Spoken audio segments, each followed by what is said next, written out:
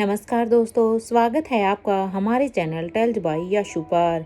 यहाँ पर आपको मिलेंगी रोचक और सस्पेंसफुल कहानियाँ। अगर आपको यहाँ पर हमारी कहानियाँ पसंद आती हैं तो कृपया करके आप हमारी वीडियोस को लाइक करें, इसको अपने दोस्तों को साथ शेयर करें और साथ के साथ अपना कमेंट करना ना भूलें। अगर आप इस चैनल पर नए हैं तो कृपया करके इसे सब्सक्राइब भी करें। आपका ज़्यादा समय न लेते हुए चलो आज की कहानी को शुरू करते हैं। पिछले एपिसोड में हम सब ने सुना था कि यहाँ पर किंग अब यहाँ पर इंद्रजीत पीरामल के साथ वो सब कर देते हैं, जिसके बाद अब यहाँ पर सरजी को भी उसके ऊपर शक हो जाता है कि उन्होंने उसे धोखा दिया है, क्योंकि वो इंद्रजीत पीरामल के आगे ही रोहित को सारी की सारी जिम्मेदारियां दे देते हैं।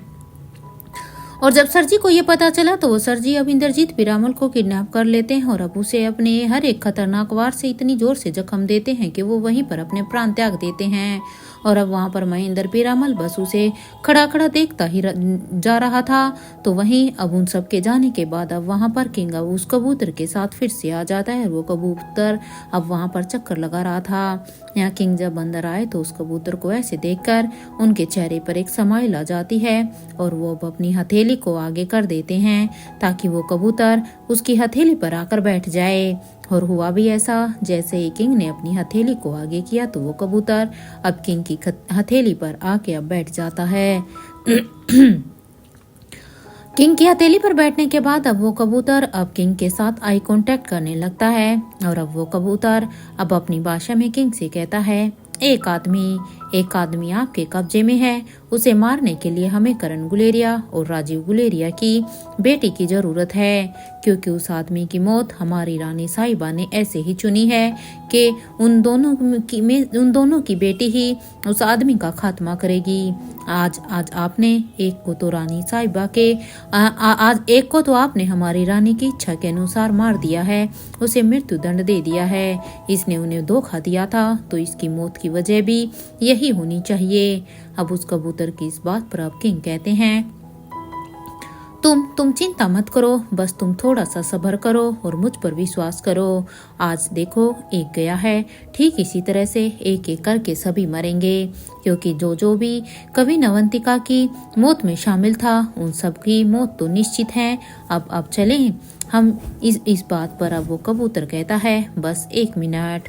और ये कहते हुए ही अब किंग भी वहां पर अब उसका इंतजार करते हैं। तो यहाँ पर अब वो कबूतर अब किंग के हाथ के हथेली के ऊपर से उठकर अब वो जमीन पर जाकर बैठ जाता है और वो अब अपनी चोट से अपने मुंह से थोड़ी सी और अब वो अपने मुंह में अपनी चोट से थोड़ी सी मिट्टी भरता है और अब वो उस मिट्टी को इंद्रजीत पीरामल के ऊपर डाल देता है। और इसके बाद वो सभी अब वहां से चले जाते हैं।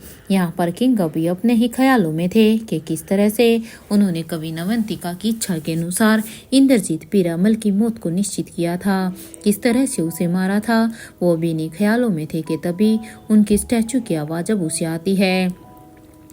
स्टैचू जो के पीछे से किंग को कह रही थी, king are you okay. Statue की इस बात पर अब किंग कहते हैं, यस आई एम ओके। तुम एक काम करो, उस यशवंत मल्होत्रा से सारी इन्फॉर्मेशन निकालो। उसने जो कुछ भी मेरी बेटी के साथ किया है मैं जानना चाहता हूँ। उसके बाद ही उस यशवंत मल्होत्रा का हिसाब होगा, क्योंकि मैं ये जानना चाहता हूँ कि आखिर उसने मेरी बेटी के साथ कैसे कैसे क्या क्या किया है। अब ये सुनते ही वो स्टैचू भी कहती है, किंग वो बात तो ठीक है, लेकिन अब देवराज गुलेरिया को अगला टारगेट क्यों नहीं बना देते हैं, क्योंकि देवराज गुलेरिया भी तो इन सब में शामिल ही था। तो अब अगली बारी उसी की ले लेते हैं। अब वैसे भी वहां पर कवि नालिशा और अनिका मैडम दोनों ही तो वहां पर है, क्योंकि देवराज गुलेरिया की मौत भी तो करण और राजीव की बेटी के द्वारा ही होनी थी। तो इससे अच्छा मौका हमें नहीं मिलने वाला है, क्योंकि वो दोनों ही बहनें वहां पर हैं, जो एक करण की बेटी है तो एक राजीव की बेटी है। अब स्टैचू की ये बात सुनते ही अब किंग कहते हैं, उस देवराज गुलेरिया ने अवंतिका के साथ क्या किया था तुम्हें याद है ना? अरे राजमहल की सीढ़ियों। अब यहाँ पे किंग ने गुस्से में इतना ही कहा था कि इतना कहते ही अब किंग एकदम से फिर से खामोश हो जाते हैं, क्योंकि अब उन्हें फिर से वही नज़ारा याद आ जाता है। और अब वो कहते हैं, एनीवे तुम बाकी इन्फॉर्मेशन को यशवंत मल्होत्रा से निकालो, या तो तुम आयशा से ही इसके बारे में पूछो कि आखिर यशवंत मल्होत्रा ने उसके साथ क्या किया था। और अगर आयशा तुम्हें कुछ भी ना बताए तो फिर हमारे पास बस यशवंत ही बचता है। तो फिर उस यशवंत मल्होत्रा से मुझे जानना है। और हाँ, तुम नताशा के बारे में भी कुछ कह रही थी ना, क्या पता चला है तुम्हें नताशा के बारे में? किंग की इस बात पर वो स्टैचू कहती है, किंग मेरी इन्फॉर्मेशन के हिसाब से वो नताशा 6 साल की उम्र से हमारी महारानी अनंता और कविन आयशा के साथ रहती थी। मुझे ये उसके बारे में पता चला है। स्टैचू की ये बात सुनते ही अब किंग कहते हैं, नताशा अनंता को कहाँ मिली थी, क्या तुम्हें इसके बारे में पता चला? और हाँ, एक सवाल और, उसका चेहरा आयशा के साथ फिर कैसे मैच होता है? अगर वो उन्हें तब मिली थी तो देखो, मुझे सब कुछ जानना है कि कैसे क्या हुआ था। क्या तुम पता लगा सकती हो सारी की सारी बातें? क्योंकि मुझे आधा अधूरा सच नहीं, मुझे पूरा सच जानना है। किंग की ये बात सुनते ही अब स्टैचू कहती है, किंग ये काम युवराज के लिए इजी है, क्योंकि नताशा युवराज के साथ अभी मारवा हाउस में ही रह रही है, तो ये काम तो युवराज ही अच्छे से कर सकते हैं। स्टैचू की ये बात सुनते ही अब किंग कहते हैं, ठीक है फिर ऐसा करो, तुम अपने युवराज से ही इस काम को करने के लिए कहो कि वो नताशा से पूरा का पूरा सच पूछे कि नताशा कौन है और वो किसकी बेटी है, और वो अनंता और आयशा को कैसे मिली, उसका चेहरा आयशा के साथ कैसे बना, क्या, और मुझे सारी की सारी डिटेल जाननी है। इसलिए युवराज को जल्द से जल्द ये मैसेज दे दो। इधर किंग की ये बात सुनते ही अब स्टैचू कहती है, ओके किंग, काम हो जाएगा। और ये कहते हुए ही स्टैचू अभी अपने काम में लग जाती है। तो वहीं किंग भी अभी अपनी सोच में थे कि आखिर नताशा अनंता को कहाँ मिली थी। नताशा को लेकर किंग के मन में बहुत सारे ही सवाल थे। एक ये भी कि अनंता ने नताशा को आयशा का चेहरा ही क्यों दिया, क्योंकि अनंता के बारे में किंग बहुत अच्छी तरह से जानते थे। अब उसे ये भी लगने लगा था कि जरूर अनंता ने ही कुछ सोचकर नताशा को आयशा का चेहरा दिया है, लेकिन उसके पीछे की वजह क्या हो सकती है, वो भी इन्हीं सारे सवालों में ही घिरे हुए थे। एक दूसरी तरफ यहाँ पर इंडिया में आगरा में ताजमहल में अब तक बाकी सभी वहाँ पर आ जाते हैं, क्योंकि आज यहाँ पर करण गुलेरिया और स्वाति मल्होत्रा की प्री वेडिंग शूट था। इसलिए यहाँ बच्चे तो आकर बहुत ही खुश थे। तो वहीं अब यहाँ पर आकाश आने के बाद कहता है, कोई भी इधर उधर नहीं जाएगा। इस बात पर अब पिंकी कहती है, पापा हमें घूमने दीजिए ना, देखो ना कितनी अच्छी जगह है, इसलिए हम सब यहाँ पर इस पूरी की पूरी जगह पर घूमना चाहते हैं, प्लीज। अब यहाँ पर एक तरफ बच्चे अपनी मस्ती में थे, वो अब आकाश को कह रहे थे कि वो उन्हें ना रोके टोके। तो वहीं दूसरी तरफ इधर फोटोग्राफर भी अपना सेटअप तैयार कर रहा था यहाँ पर प्री वेडिंग फोटो शूट करने के लिए। और अब यहाँ पर आकाश अपने साथ 2 वैनिटी वैन लेकर आया हुआ था, जिसमें कि यहाँ पर वो लोग आसानी से चेंज कर सके। यहाँ अब श्रेया ये सब देखकर कहती है, पापा और लक्ष्य जी, आप दोनों इस वैनिटी में चले जाइए, क्योंकि आप दोनों यहाँ पर अपने कपड़े चेंज कर सकते हैं। और दूसरी वैनिटी में स्वाति आंटी और श्वेता, आप दोनों दूसरी में चली जाइए, क्योंकि देखिए हमारे पास समय बिल्कुल कम है, इसलिए आप दोनों आप चारों ही आप अपने अपने वैनिटी में जाइए। और हाँ, जो ड्रेसेज चेंज कर लीजिएगा तो फिर उसके बाद ही फोटोशूट शुरू हो जाएगा, इसलिए जाइए जल्दी से तैयार हो जाइए। श्रेया की ये बात सुनते ही अब वो सभी कहते हैं ठीक है। जहाँ एक तरफ वो चारों चेंज करने के लिए चले जाते हैं, तो वहीं यहाँ पर अब श्रेया, आकाश, भूमिका, निखिल और नताशा सभी बच्चों के साथ अब अंदर जाने लगती है। इधर कुछ बॉडीगार्ड तो अब्दुल के साथ थे, तो वहीं वैनिटी के पास भी कुछ थे, तो वहीं कुछ बच्चों के साथ इधर उधर उनके ऊपर नजर बनाकर रखे हुए थे, क्योंकि बच्चे यहाँ पर आकर इतने खुश थे कि वो अब अपने आप को रोक नहीं पा रहे थे, वन आकाश के कहने के बाद भी।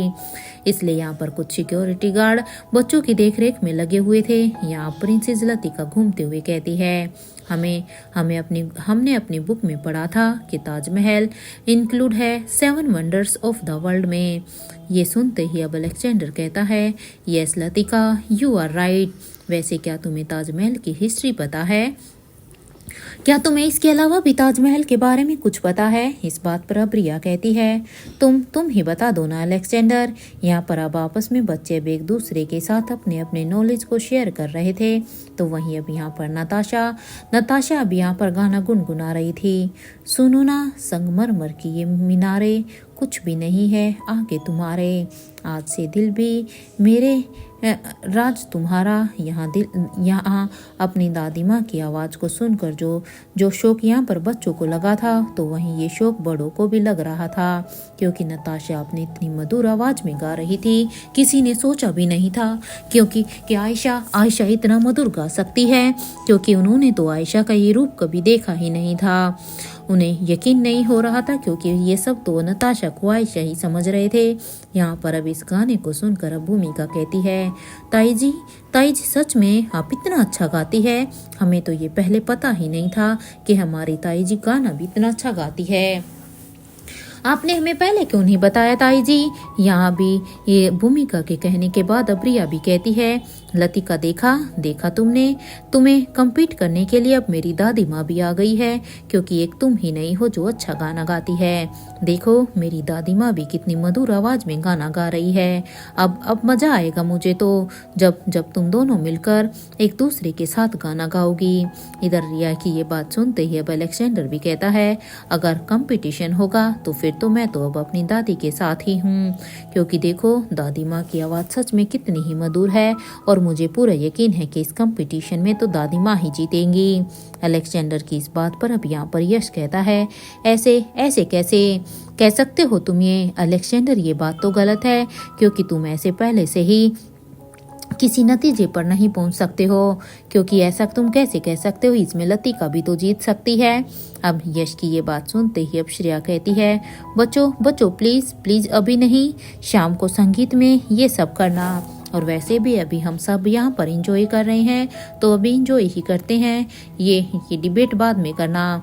यहाँ पर ये सभी अभी बातें ही कर रहे थे कि तभी अभी एंट्रेंस से श्वेता, लक्ष्य, स्वाति, यानी कि यहाँ पर स्वाति यानी थी, और करण गुलेरिया जिसकी जगह अभी जॉन था, वो सभी अभी अंदर आ जाते हैं। और उन्हें देखकर तो यहाँ पर फोटोग्राफर कहता है, आप सभी यहाँ पर आ जाइए। और अब फोटोग्राफर की ये बात सुनते ही अब वो सभी वहाँ पर अब अपने फोटोशूट के लिए चले जाते हैं। यहाँ फोटोशूट के लिए फोटोग्राफर उन्हें इंस्ट्रक्शन दे रहा था, तो वो सभी भी अभी अपने अपने पोज ले रहे थे जैसे जैसे कि उन्हें फोटोग्राफर इंस्ट्रक्ट कर रहा था।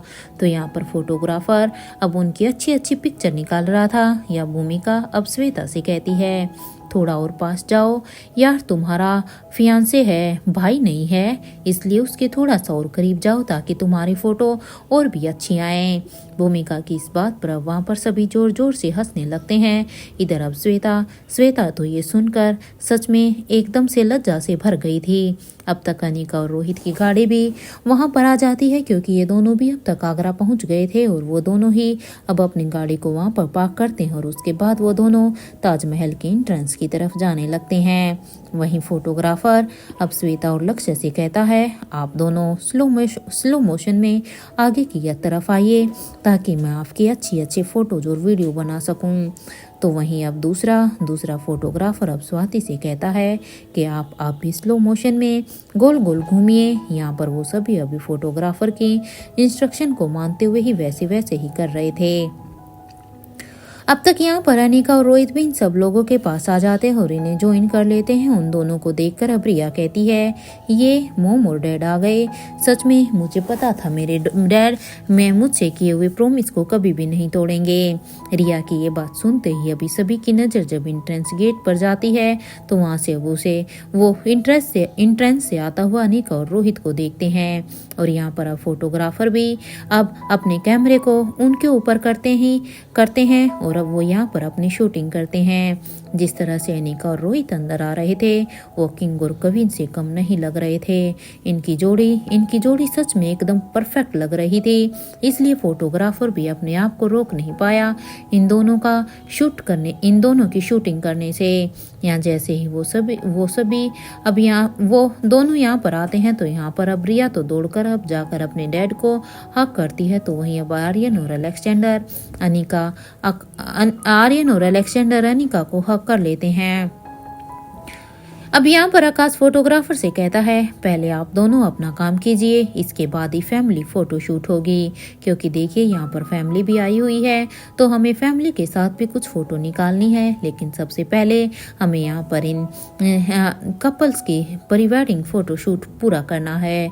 ये सुनते ही अब दोनों फोटोग्राफर कहते हैं, श्योर सर। ओबर, अनिका और रोहित दोनों ही अब सभी के साथ वहाँ पर आकर खड़े हो जाते हैं और वो भी अब इस फोटो शूट को एंजॉय करने लगते हैं। यहाँ प्रिया कहती है, मॉम एंड डैड आप दोनों भी पोजेस दीजिए ना। देखिए जहाँ वहाँ पर नाना और नानी माँ का वहाँ पर एक फोटोग्राफर शूट कर रहा है, तो श्वेता मौसी और लक्ष्य अंकल का दूसरा फोटोग्राफर शूट कर रहा है। तो यहाँ पर आप दोनों के लिए मैं हूं ना, मैं आप लोगों के लिए फोटोज क्लिक करूंगी। रिया की ये बात सुनते ही अनिका कहती है, नहीं रिया, इसकी कोई भी जरूरत नहीं है।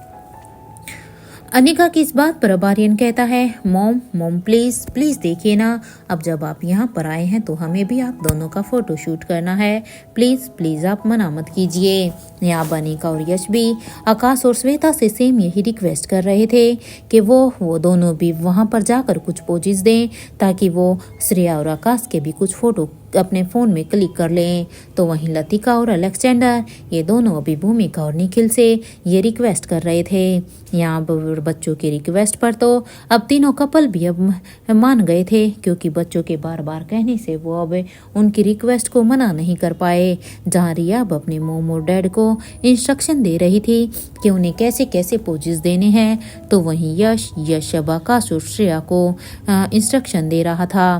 तो यहाँ पर भूमिका को तो जरूरत ही नहीं थी, क्योंकि भूमिका खुद काफी अच्छी तरह से पोजेस लेना जानती थी, और अब भूमिका अब अलेक्जेंडर को बस कभी अपनी हेल्प के लिए बुला रही थी। कुछ घंटों की मेहनत के बाद जब शूट खत्म हो गया, तो यहाँ पर अब रोहित मारवा कहता है, देखो मेरे ख्याल से अब हमें यहाँ से चलना चाहिए, क्योंकि हम लोग लेट हो चुके हैं। वो क्या है ना कि शाम को मल्होत्रा हाउस भी तो पहुंचना है, क्योंकि आज मल्होत्रा हाउस में संगीत भी तो है, और संगीत में हम सब का होना बहुत ही जरूरी है, क्योंकि मैं तो अब इससे मिस नहीं कर सकता हूँ। रोहित मारवा की ये बात सुनते ही अब आकाश गुलेरिया भी कहता है, हाँ ठीक है। यहाँ प्रिया भी कहती है, फोटोग्राफर अंकल हमें कब तक ये फोटो मिल जाएंगी और ये वीडियो भी। इस बात पर अब वो कहते हैं, शादी के दिन आपको ये सब मिल जाएगा। यहाँ पर अब इस जगह को पर अच्छी तरह से घूमने के बाद अब ये सभी गाड़ी में बैठ जाते हैं। बच्चों ने यहाँ पर बहुत ही इंजॉय किया, इवन बच्चों के साथ साथ बड़ों ने भी। और अब यहाँ पर वो सारी ही गाड़ियाँ अभी दिल्ली के लिए रवाना हो जाती हैं, जहाँ श्वेता अब लक्ष्य के साथ उसकी गाड़ी में बैठी हुई थी। तो यहाँ पर अनिका और रोहित के साथ नताशा बैठी हुई थी, और भूमिका और निखिल के साथ रिया और लतिका थी। यहाँ पर अब रिया भूमिका से कहती है, बुआ मेरी आपसे एक रिक्वेस्ट है। अब रिया की इस बात को सुनकर अब भूमिका कहती है, हाँ बताओ ना रिया, क्या रिक्वेस्ट है? तुम्हें कब से अपनी बुआ को कुछ भी कहने के लिए रिक्वेस्ट करनी पड़ गई? अब भूमिका की ये बात सुनकर अब रिया कहती है, बुआ आप प्लीज हमें संगीत के लिए रेडी कर देना। अब रिया की इस बात पर भूमिका कहती है, श्योर, और वैसे भी ये भी कोई कहने की बात है क्या? भला मैं अपनी रिया को तैयार क्यों नहीं करूंगी? वहाँ श्रेया और आकाश के साथ पिंकी और आर्यन बैठे हुए थे। तो यहाँ पिंकी भी अब कहती है, मम्मा आलिशा बुआ से आप कहोगी क्या कि वो मुझे रेडी कर दें, क्योंकि सच में आलिशा बुआ का स्टाइल एकदम बिल्कुल ही यूनिक होता है, इसलिए मैं चाहती हूँ कि संगीत के लिए वो मुझे रेडी करे, बिल्कुल वैसे ही जैसे वो खुद रेडी होती हैं। अब उसकी ये बात सुनते ही अब श्रेया भी कहती है, ठीक है पिंकी। और इधर कुछ ही देर के बाद जहाँ पर अब कुछ लोग तो मल्होत्रा हाउस जाते हैं, तो वहीं कुछ लोग अभी गुलेरिया हाउस में चले जाते हैं। तो वहीं लक्ष्य अभी श्वेता को मल्होत्रा हाउस छोड़ देता है, क्योंकि लक्ष्य पहले यहाँ पर श्वेता को छोड़ता है और उसके बाद वो फिर लक्ष्य सन्याल हाउस के लिए निकल जाता है। हालांकि लक्ष्य का भी बड़ा मन था यहाँ पर इस संगीत में शामिल होने का, लेकिन खुद वहाँ पर सन्याल हाउस में भी शादी की तैयारियां चली हुई थी, इसलिए वो वहीं पर ही चला जाता है। यहाँ पर जैसे ही अबैनी, रोहित, अनिका के साथ बाकी सभी नीचे उतरते हैं और वो सभी अभी मल्होत्रा हाउस की तरफ जाने लगते हैं। जैसे ही अब वो यहाँ पर मल्होत्रा हाउस के अंदर आते हैं तो संगीत का स्टेज पूरी तरह से सज गया था। ये सारी की सारी डेकोरेशन यहाँ पर बेबी पिंक और वाइट के कॉम्बिनेशन में किया गया था। वहाँ की डेकोरेशन देखकर तो अब रोहित कहता है, वाओ वेरी नाइस, सोचा नहीं था कि इतना अच्छा सब कुछ तैयार होगा। यहाँ लतिका और रिया को भी डेकोरेशन बहुत ही अच्छा लगता है, क्योंकि पिंक और वाइट का कॉम्बिनेशन सबके लिए एक अट्रैक्शन का केंद्र बन गया था। सबको ये कॉम्बिनेशन बहुत ही पसंद आ रहा था। यहाँ पर अब सभी स्टेज की तैयारी करते हुए अंदर आ जाते हैं। तो यहाँ पर अब नताशा यानी कि आयशा मारवा को देखकर अब अंजलि मामी उनकी तरफ आती है और अब वो उन्हें एक हक करते हुए कहती है, थैंक्स आयशा फॉर कमिंग। अब अंजलि मामी की ये बात सुनते ही अब नताशा भी कहती है, मुझे तो आना ही था यहाँ अब अंजलि मामी सभी को अब उनके रूम में भेज देती है, क्योंकि अंजलि मामी जानती थी कि ये सभी अब आगरा से आए हैं, तो अब लंबे सफ़र के कारण ये लोग थक गए होंगे। और साथ ही साथ अब वो सर्वेंट से भी कहती है कि वो सभी के लिए चाय कॉफ़ी लेकर आ जाए। इधर स्टाफ को इंस्ट्रक्शन देने के बाद यहाँ अंजलि मामी अब अपने काम में फिर से लग जाती है। अब उन्हें इस तरह से इधर उधर भागते हुए देखकर अब क्रिश कहता है, मम्मी देखिए अब बहुत हो गया है, आप पहले से ही बहुत थक चुकी हैं, आप प्लीज पहले एक बार बैठ जाइए और अच्छी तरह से ढंग से सांस तो ले लीजिए। और कितनी भाग दौड़ करेंगी आप, क्या आप थकती नहीं है क्या? क्रिस की ये बात सुनते ही अंजलि मामी कहती है, बेटा ऐसे कैसे, अरे मैं ऐसे कैसे बैठ जाऊं, एक बार जाकर देख लूं ना कि कैटरिंग में कोई कमी तो नहीं है, क्योंकि देखो मेरी बेटी की शादी है और मैं नहीं चाहती कि हमारी तरह से किसी भी तरह की कोई भी कमी हो, और बेटी की ही क्यों, मेरी ननंद की भी तो शादी है। अब अंजलि मामी की इस बात पर अब क्रिश कहता है, मम्मी दिल्ली की बेस्ट केटरिंग है, आप चिंता मत कीजिए, कोई भी गड़बड़ नहीं होगी, आप बस रिलैक्स कीजिए। और हाँ, जाकर आप भी तो रेडी हो जाइए ना, क्योंकि आपको भी तो रेडी होने में फिर समय लगेगा, प्लीज आप मेरी बात मानिए। यहाँ पे अभी क्रिस का साथ देते हुए अब किशन मामा भी वहीं पर ही आ जाते हैं, क्योंकि किशन मामा भी तब से देख रहे थे कि अंजलि सुबह से ही कैसे भाग दौड़ करने में लगी हुई थी, इसलिए वो क्रिश का साथ देते हुए कहते हैं, क्रिश बेटा एक काम करो, अपनी माँ को भूमिका के रूम में लेकर जाओ, वो भूमिका इन्हें अच्छी तरह से तैयार भी कर देगी। ये सुनते ही अंजलि मामी कहती है, आप भी बस कुछ भी कहते रहते हैं, अरे ये क्या मेरी कोई उम्र है क्या तैयार होने की? हाँ, अब उनकी ये बात सुनते ही अब किशन मामा कहते हैं, तुम आज भी उतनी ही खूबसूरत हो अंजलि जितनी अपनी यंग एज में थी, वैसे तुम्हें किसी मेकअप वगैरह की कोई ज़रूरत तो नहीं है, लेकिन फिर भी मैं चाहता हूँ कि अपनी बेटी और अपनी दोस्त की शादी में तुम भी उतनी ही खूबसूरत लगो। अब यहाँ पर उसकी ये बात सुनते ही अब क्रिस कहता है, मम्मा पापा आप दोनों ये कैरी ऑन कीजिए, मैं जाता हूँ, क्योंकि तब तक आप दोनों रेडी हो जाइए, मैं तब तक बाहर जाकर देखता हूँ। और ये कहते हुए क्रिस अब वहाँ से चला जाता है। तो वहीं यहाँ पर अब अंजलि मामी अब किशन मामा से कहती है कि आप बिना कहीं भी शुरू हो जाते हैं, अरे शर्म नहीं आती है क्या आपको, आप बच्चों के सामने भी शुरू हो जाते हैं। अंजलि मामी की ये बात सुनते ही अब किशन मामा कहते हैं, इसमें शर्म की क्या बात है अंजलि, तुम मेरा पहला और आखिरी प्यार हो, तो भला मुझे इसमें क्यों शर्म आएगी, वैसे भी मैं किसी और की बीवी को थोड़ी ही ना ये सब कह रहा हूँ। अब यहाँ पर अब किशन मामा की ये बातें सुनकर अब अंजलि मामी का चेहरा एकदम शर्म से लाल हो जाता है और अब वो उन्हें हल्का सा धक्का देते हुए अब अपने रूम की तरफ जाने लगती है। इधर गुलेरिया हाउस में यहाँ पर भी अपने रूम में श्रेया ने अभी लहंगा डाला हुआ था और वो अब अपने हाथों में चूड़ियाँ पहन रही थी। श्रेया ने अब अपना मेकअप भी पूरा कर लिया था और वो बस अब अपने माथे पर एक छोटी सी बिंदी लगा ही रही थी कि तभी अब बाथरूम से रेडी होकर आकाश गुलेरिया वहां पर आ जाता है, जो कि बस श्रेया को ही देखे जा रहा था। यहाँ आकाश की नज़र को पढ़ते हुए अब श्रेया कहती है, ऐसे क्या देख रहे हैं आकाश साहब। अब श्रेया की ये बात सुनते ही अब आकाश श्रेया के पीछे जाता है और वो अब अपने दोनों ही हाथों को श्रेया के कंधे पर अपने हाथों को रखते हुए कहता है, तुम्हें देखकर कोई भी ये नहीं कह सकता श्रेया कि सच में तुम 2 बच्चों की माँ हो। सच में तुम्हें देखकर ऐसा लग रहा है जैसे वही कॉलेज वाली बात है जब मैंने तुम्हें पहली बार देखा था। You look too good. ये सुनते ही अब श्रेया कहती है, थैंक यू आकाश। वैसे जनाब अगर आप रेडी हो गए हो तो हम चलें, क्योंकि हम लेट हो रहे हैं संगीत के लिए। और ये कहते हुए श्रेया भी अपनी जगह से खड़ी हो जाती है। तो वहीं आकाश गुलेरिया भी अभी श्रेया के माथे पर अब एक किस करता है और अब किस करते हुए कहता है, मैं सच में बहुत लकी हूँ श्रेया कि तुम मेरी लाइफ पार्टनर हो। भले ही तुम मुझे थोड़ी सी लेट मिली, लेकिन फिर भी मुझे अपनी लाइफ से कोई भी गिले शिकवे नहीं है। ये सुनते ही अब श्रेया कहती है, लकी तो मैं भी हूँ आकाश। एक वक्त के लिए तो सच में मुझे लगा था कि मैंने तुम्हें हमेशा के लिए खो दिया है। पता नहीं मैं तुम्हें कभी आगे मिल भी पाऊंगी या नहीं। यहाँ श्रेया को अब अपनी बाहों में भरते हुए अब आकाश कहता है, मैं हमेशा हमेशा तुम्हारे साथ हूँ श्रेया, और जो वक्त बुरा था वो बीत चुका है, इसलिए अब इन सब बातों को छोड़ो। कुछ देर तक दोनों वैसे ही एक दूसरे की बाहों में थे। इधर अब श्रेया कहती है, अब चलो, अगर लेट हुआ ना तो फिर श्वेता मुझे बहुत ताने मारेगी। वो क्या है ना आकाश, तुम्हारी जो बाकी की दो बहनें हैं ना, वो अनिका से थोड़ी अलग हैं। ये सुनते ही अब आकाश कहता है, तुम्हारे कहने का क्या मतलब है श्रेया?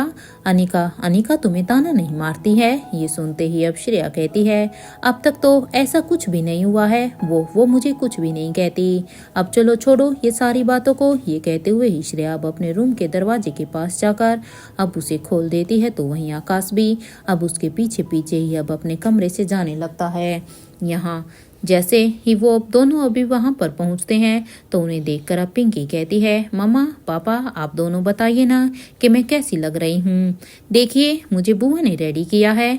इधर पिंकी को इस तरह से रेडी हुआ देखकर अब नंदनी भाभी जो कि वहीं पर ही थी वो कहती है, चलो चलो एक चीज तो अच्छी हुई है कि मारवा हाउस की तरह गुलेरिया हाउस में भी अब एक मेकअप आर्टिस्ट आ गई है, क्योंकि अब तक तो हम सभी को लगता था कि बस भूमिका ही ये सब काम अच्छी तरह से करती है, लेकिन अब मुझे प्राउड फील हो रहा है कि हमारे घर में भी आलिशा है ये सब करने के लिए। इधर अब नंदिनी भाभी की ये बात सुनते ही ब्राज लक्ष्मी भी कहती है, भाभी कहीं आप भूमिका को ताना मारने वाली तो नहीं है ना? इस बात पर अब नंदिनी भाभी कहती है, देखो वो तो मैं करूंगी ही, क्योंकि हमेशा भूमिका ही ज्यादा भाव खाती रहती थी। यहाँ पर अब ये सभी बातें ही कर रहे थे कि तभी अब एलिवेटर से नीचे आ रही आलिशा दिखाई देती है। आलिशा को देखकर तो अब श्रेया कहती है, आकाश तुम तो इंडिया के टॉप इंडस्ट्रियल में से एक हो ना, तो अपनी बहन के लिए एक अच्छा सा लड़का क्यों नहीं पसंद कर रहे हो? हाँ। ये सुनते ही अब यहाँ पर मयूर गुलेरिया भी कहता है, वो श्रेया भाभी आलिशा बड़ी रानी के नक्शे कदम पर चल रही है और उनके नक्शे कदम पर चलते हुए ही उसने सिंगल रहने का ही डिसीजन लिया है, क्योंकि आज तक ना बड़ी रानी ने शादी की है और ना ही हमारी ये बहन करेंगी। अब यहाँ पर ये बात सुनते ही अब राजलक्ष्मी कहती है, वैसे मानना पड़ेगा गुलेरिया परिवार की दोनों ही बेटियों को फुर्सत से बनाया है भगवान ऊपर वाले ने, दोनों ही सच में कितनी ही खूबसूरत है। ये सुनते ही अब ओमकार भी कहता है, बात तो आपकी बिल्कुल सही है भाभी। यहाँ जैसे अब आलिशा उनके पास नीचे आती है तो अब वो आकाश से कहती है कि वो अभी तक फ्री नहीं हुई हैं। इस बात पर अब आकाश कहता है, मैंने उन्हें काफ़ी बार कॉल किया है, और अभी ये कहते हुए ही अब आकाश एकदम से ही खामोश हो गया। ये देखकर अब आलिशा कहती है, क्या हुआ है? अपनी बात को आगे कहो आकाश, क्या कुछ हुआ है क्या? अब ये सुनते ही अब आकाश अपने आसपास देखने लगा और अब वो कहता है, उन्होंने फ़ोन उठाकर मुझे डांट दिया। अब ये सुनते ही अब यहाँ पर ये यश जोर जोर से हंसने लगता है और अब वो कहता है, बताओ चाचू को भी कोई डांट सकता है? सच में मुझे तो यकीन ही नहीं हो रहा, क्योंकि आलिशा यहाँ पर राजीव गुलेरिया के बारे में पूछ रही थी और इधर ये सुनते ही अब आकाश गुलेरिया यश को घूर घूर कर देखने लगता है। तो बालिशा कहती है, हम ट्राई करते हैं। और ये सुनते ही अब मयूर कहता है, ऐसा मत करो प्लीज प्लीज, तुम्हें राजीव चाचा के गुस्से का अंदाजा नहीं है। अगर हम उसे बार बार में कॉल करेंगे तो वो फिर तुम्हें भी डांट सकते हैं। मयूर की ये बात सुनते ही बालिशा कहती है, हाँ देखती हूँ मैं भी, बस मुझे 1 मिनट दीजिए। यहाँ आलिशा अब अपने फोन को निकाल कर अब राजीव गुलेरिया को कॉल लगा देती है और अब अपने फोन को वो वहाँ पर स्पीकर पर रख देती है ताकि वहाँ पर मौजूद सभी लोग इन दोनों की हो रही बातों को सुने। इधर कुछ ही देर की रिंग के बाद यहाँ पर फोन कट जाता है और ये देखकर तो ओमकार कहता है, दीदी दीदी प्लीज रहने दीजिए ना, क्यों आपको राजीव अंकल से डांट खानी है? देखिए अगर वो आपको डांट लगाएंगे तो हमें बिल्कुल भी अच्छा नहीं लगेगा। यहाँ पर मैं आपसे छोटा हूँ और बच्चे भी तो हैं, हमें बिल्कुल भी अच्छा नहीं लगेगा कि तुम्हें इस तरह से डांट पड़े। अब ओमकार की ये बात सुनते ही बालिशा कहती है, 1 मिनट, ऐसे कैसे वो मेरा फ़ोन नहीं उठा रहे? ये कहते हुए ही आलिशा अब एक बार फिर से फ़ोन लगा देती है। तो इधर कुछ ही देर की रिंग के बाद अब हेलो की आवाज़ आती है। तो अब यहाँ पर आलिशा कहती है, आप कहाँ बिजी हैं? आपको मल्होत्रा हाउस नहीं चलना है क्या? इस बात पर अब आलिशा को जवाब आता है, मैं नहीं जा रहा हूँ, लेकिन हाँ तुम वापसी में अपने साथ अनिका को लेते हुए आना। अब राजीव की ये बात सुनते ही आलिशा कहती है, सब ठीक तो है ना? आलिशा की इस बात पर अब आलिशा को फिर से सामने से आवाज आती है, तुम वापस आओ, फिर बात करते हैं इसके बारे में। ये सुनते ही आलिशा कहती है, आप चलते तो लतिका को सच में बहुत ही अच्छा लगता, क्योंकि काफी वक्त से लतिका आपके बारे में पूछ रही है। आलिशा की इस बात पर अब उसे सामने से आवाज आती है, सिर्फ लतिका को ही अच्छा लगता, तुम्हें नहीं। अब राजीव की ये बात सुनते ही अब आलिशा एकदम से ही खामोश हो जाती है। तो वहाँ पर राजीव गुलेरिया अब अपनी बात को आगे बढ़ाते हुए कहता है कि लतिका से कहना कि नानू बस थोड़ा सा बिजी हैं, और वैसे भी बड़ी रानी, धनंजय, महेंद्र और करण है ना, वो सभी लतिका को संभाल लेंगे। मुझे अच्छी तरह से पता है कि उनके होते हुए लतिका को मेरी कमी महसूस नहीं होगी। राजीव ने ये कहा ही था कि उसकी ये बात सुनते ही अब कविन आलिशा कहती है, वो यहाँ पर होंगे तो ही ये सब होगा ना, क्योंकि वो क्या है ना कि रानी माँ और दोनों मामा जी तो मॉर्निंग में ही पेरिस के लिए चले गए हैं। अब यहाँ पर आलिशा की इस बात को सुनकर अब राजीव गुलेरिया कहता है, क्या कह रही हो तुम? सब ठीक तो है ना आलिशा? यूं इस तरह से अचानक से वो कैसे पेरिस चले गए? जरूर कुछ हुआ है। राजीव की ये बात सुनते ही अब आलिशा कहती है, पता नहीं, लेकिन आप जहाँ कहीं भी हैं प्लीज आप जल्दी से अपने रूम में चलकर रेडी होकर हमारे साथ मल्होत्रा हाउस चलिए, क्योंकि हमें बिल्कुल भी अच्छा नहीं लगेगा कि जब हम सब जा रहे हैं और आप हमारे साथ ना हो। और प्लीज लतिका के लिए आपको ये करना ही होगा, क्योंकि जब लतिका आपको वहां पर देखेगी तो लतिका सच में बहुत ही खुश हो जाएगी, इसलिए लतिका की खुशी के लिए ही आपको ये करना होगा। आलिशा की इस बात पर अब आलिशा को जो सामने से आवाज आता है कि ठीक है, तुम सभी अभी निकलो, मैं बस 1 घंटे में ही वहां पर पहुंचता हूँ।